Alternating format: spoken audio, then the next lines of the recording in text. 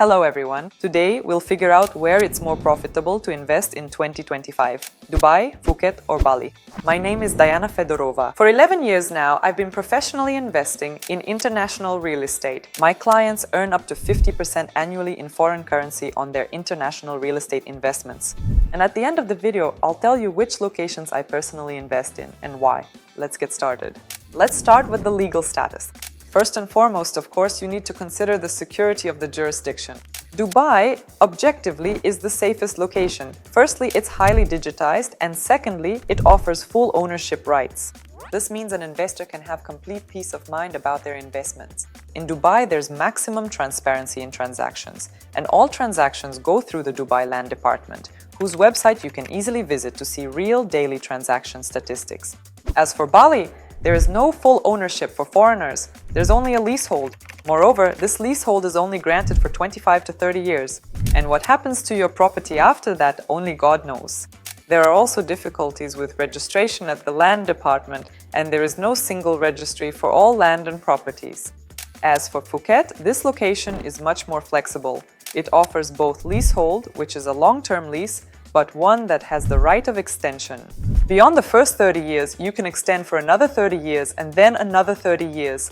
You pay a 1.1% fee of your property's value to the land department for the extension, and you renew for the next term of up to 30 years.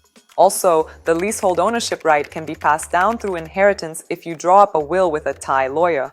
This country also has freehold. Freehold is full ownership, just like in Dubai or the Russian Federation, which you can easily register in the name of a foreign individual. And the registration at the land department will only be 6.4%, a one-time fee for life.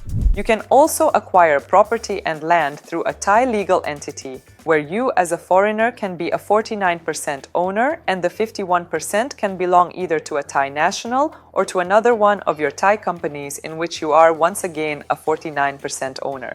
In this way, by creating this kind of matryoshka structure, you become the full owner of the Thai company. But what's also important to note is that only the director has the right to sign documents and transfer, for example, this land to other parties. And the shareholder, that very Thai national that people so often worry about, has no authority to dispose of this land in the future. Therefore, structuring the ownership through a Thai legal entity is a very secure method. To summarize, in terms of security, Dubai is the leader, Phuket is flexible, and Bali is risky.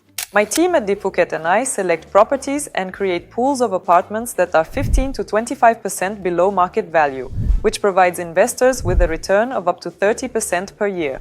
With this investment strategy, the entry point starts at $130,000, and the property can either be resold or kept for future rental income. By the way, the day before yesterday, we had a case where we earned an investor 30%. I personally develop strategies for investors with capital starting from $1 million. You can submit an application using the link in the description. My managers from the team will get in touch with you. Now let's break down profitability and liquidity. We'll start with Dubai as well. First and foremost, you need to understand that Dubai is an agglomeration.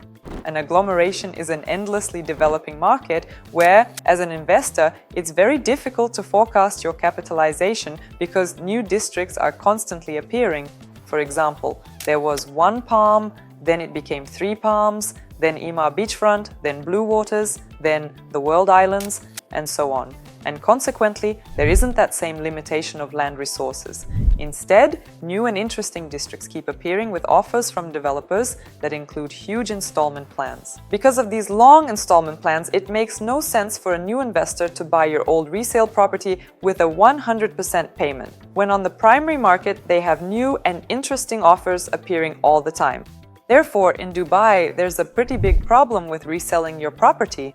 As I say, it's $1 to get in, $2 to get out. But there is another investment strategy where you earn specifically from rentals. Here, of course, there are also some pitfalls. First of all, it's seasonality. The season in Dubai is from October to May. And after that, the heat begins, plus 50 degrees, when, of course, normal people don't visit. And so it turns out your apartment can be completely vacant for 4 months of the year. Therefore, for those investors who are considering both resale and rental, I recommend entering on distressed deals. Distressed deals are offers on the secondary market in an established area where you can very clearly assess the rental cost and resale value, And we acquire these with a discount of minus 30%, 20%, sometimes even 40%. With such a strategy, your return can be 8% per year in foreign currency, and maybe even higher. But if you decide to enter the primary market, then be prepared for the fact that there will be quite a lot of competition, both in future resale and potentially with rentals. As for Bali, the rental figures here are significantly higher. You can easily earn up to 15% per year in foreign currency.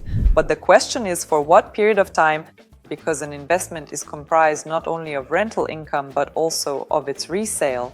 And because Bali is primarily a market for villas which are built with a lot of wood, and the Balinese construction quality is quite low, these villas objectively fall apart before your eyes after 5 to 10 years. Therefore, the value of your rental rate will decrease significantly over time. And reselling such a property is, of course, quite difficult because the market is heavily oversaturated with new developers in the very same segment. Here, there are quite a few pitfalls, specifically with locations and with subsequent management. Because developers often don't manage your villas themselves, you have to find a separate management company that will handle your property as conscientiously as possible. So let's say you're not acquiring a fully passive business, but rather a business that you always have to keep a close eye on. You also need to understand that Bali is not Dubai. Dubai is a megalopolis where real estate transactions are constantly taking place. And if you enter with the strategy I mentioned, below market value, you always have a margin to manipulate the price and you can sell your property really quickly. Bali, on the other hand, isn't as dynamic when it comes to transactions, so the time it takes to resell a property can be significantly longer. As for Phuket, the rental figures here aren't as high as in Bali, but they are higher than in Dubai. That's 8 to 12% per year, which you can confidently earn in foreign currency, but again only from properties that are in investment-grade locations and meet investment criteria. By the way, on our YouTube channel, we have a separate video on how to choose real estate based on investment criteria, what those factors are that influence your returns. But more on that later. In Phuket, you need to be careful with the location, of course. Because it's not a financial center like Dubai, all the real estate here that is objectively liquid and in demand for both rent and resale is located only within walking distance of the swimming beaches on the west coast. Therefore, if you look further inland, 4 kilometers from the beach, 6 kilometers from the beach, your property can easily sit vacant during the low season. And the low season runs from May to October, while the high season, accordingly, is from October to May. As for property occupancy in Phuket during the high season, which is from October to May, you get visitors from Europe and also a lot of Russians. And so absolutely all properties are rented out. The tourist flow is, of course, insane. And as for the low season, which is from May to October, the audience profile simply changes and you get a huge number of Indians, Arabs, and Australians. And they are just as interested in properties located right in the coastal areas. Even though the tourist flow does decrease compared to the high season, the temperature of both the water and the air remains the same all year round. So you can still swim in the sea, enjoy the beach clubs, and just take in this paradise island.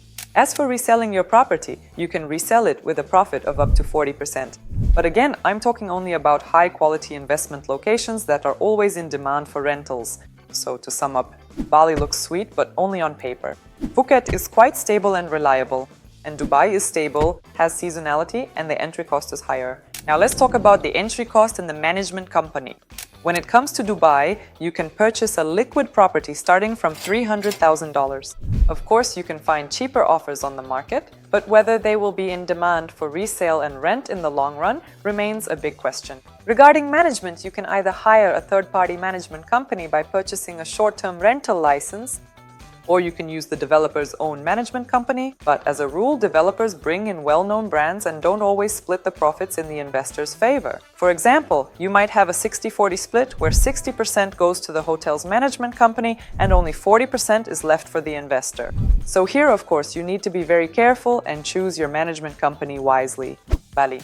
The entry cost starts at $70,000, but objectively, liquid properties start from $150,000, and with those, you need to be careful with the management company. And everything is done with manual management. There's no digitalization, so here you have to find a management company yourself and negotiate the terms under which they will handle the rentals. Phuket. The entry cost is from $100,000. Objectively, investment properties, if we get them below market value, start from $130,000. and there are different options for management companies. Since Phuket has an annual tourist flow of 18 million people, there's a huge concentration of hotel brands that can take over the management. Just like in Dubai, it's not a given that the profit distribution will be in the investor's favor. But thanks to the brand's popularity, the property can have a significantly higher occupancy rate than all the others. Also, when a brand comes in, everything is highly regulated. They maintain excellent order and cleanliness on the property. Everything is precise and smooth, and you can rest easy knowing your property is being well maintained. As for bringing in other management companies, you can hire a third-party one that will split the profits, for example, 70-30 or 80-20 in the investor's favor. But again, you have to understand that there's a human factor and they must have sufficient expertise to handle the rentals. The third management option is, of course, self-management. This is when you list your property on Booking or Airbnb, but in this case, you need to arrange for a Thai lady to open, air out, and clean the property. Thais are, let's say, different people, right? They are extremely nice and pleasant looking, but not always reliable. That's why I recommend you pay attention to properties where the developer itself has a management company. It can be either a branded or a non-branded one, but in any case, the developer invests funds into marketing your specific property, which can also lead to high occupancy and consequently good returns from short-term rentals. In conclusion, in Dubai, there are many hotel management options, as well as good, solid, large management companies with many years of experience. In Bali, the market is still emerging, and it's very difficult to find a decent management company. And developers don't take on the obligation or responsibility for the future marketing of your property. As for Phuket, it is again extremely flexible because there are great management companies both from the developers themselves and there are also large hotel brands and global operators. Regarding the development prospects of these locations, if we're talking about Dubai, then of course Dubai today is already a huge financial center where the headquarters of the world's largest companies are concentrated. Therefore, even after the introduction of the 9% profit tax, all these global brands haven't gone anywhere and continue to operate in the local market. And because of this, Dubai will continue to develop and grow for, I think, its entire life. If we look at the price per square meter, for example, in Hong Kong or Paris or London, where the cost per square meter has long been over $20,000 for some old property that's literally falling apart, shabby basically, looks completely unappealing but is simply located in the city center, then Dubai, with its average cost of $10,000 per square meter, offers super luxury projects with magnificent infrastructure, and that's why prices will continue to catch up with the world's megacities. IT, finance and logistics create a stable demand for real estate and for tourist flow in Dubai. It's also important to understand that Dubai has a very clear development strategy right up to the year 2040. Bali. The infrastructure is specifically not coping with the current tourist flow. If we look at what's happening on the roads, there are endless traffic jams, a complete lack of proper roads, and everyone gets around on scooters. Getting around on a scooter, first of all, is, well, let's say uncomfortable. You're in the heat, riding on a dusty, absolutely filthy road that has no aesthetic appeal whatsoever. Basically, it's not luxury. Secondly, it's not safe, not just from a physical standpoint, riding a bike, with or without a helmet, but also in terms of theft. Because in Bali, there are a huge number of cases where villas are robbed and also people's bags are snatched right from them. And while you're riding a bike, they can grab your phone and so on. You can Google this topic separately and find many videos on YouTube about theft in Bali. It's a very big problem. And for me as an active investor, for example, I don't want to invest in countries where I could potentially be unsafe. Objectively, as of today, Bali's infrastructure is not ready for continued construction and further development of its infrastructure component. And if the infrastructure doesn't keep up, then accordingly, your real estate doesn't become as sought after because a huge number of real estate properties are appearing, but the infrastructure for them is missing. Furthermore, regulation of the short-term rental market is expected. Speaking of the island of Phuket, this island has seen very stable development over a long period of time.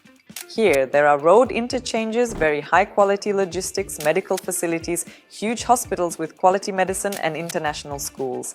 And the infrastructure, as of today, already accommodates 18 million tourists a year, but at the same time, a brand new international airport is being built that will increase capacity threefold. Consequently, the next airport will have a capacity of up to 40 million tourists a year. Also, in the period from 2024 to 2027, the government has invested a whopping $4 billion specifically in road development, logistics, new interchanges, and the transport sector.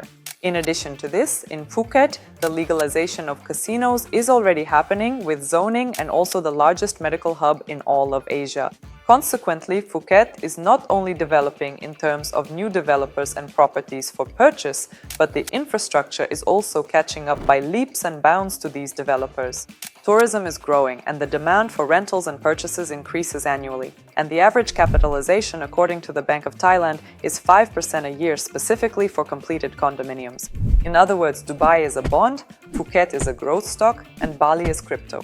If Dubai is more to your liking and you want to not only rent out an apartment but also come and stay there yourself, then it's a wonderful and safe market, especially if you enter the secondary market and, as a nice bonus, get something below market price, which will give you a margin for future resale and a higher rental yield.